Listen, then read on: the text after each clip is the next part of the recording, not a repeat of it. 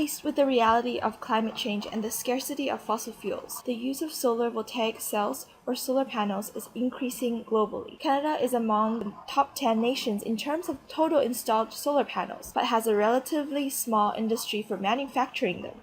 The growing demand for solar panels in Canada is therefore partially covered by imported panels from China. The competition, however, from these imports prompted 4 Canadian-based solar panel manufacturers to file a dumping complaint against Chinese imported panels.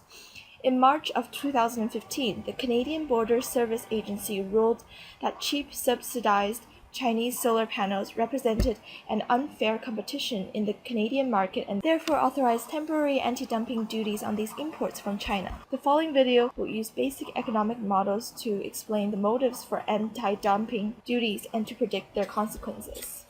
Dumping refers to the practice of selling some good in a foreign market at a cheaper price than it is sold domestically.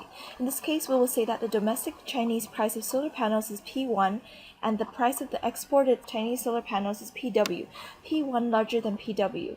This is considered an unfair trade practice by As such, anti-dumping duties may be introduced as long as P1 is larger than PW, even if there is no proof of predatory intent on the part of foreign producers. This dumping may simply be the result of natural market reactions of the Chinese manufacturers facing a different demand structure in Canada than they do in their domestic market.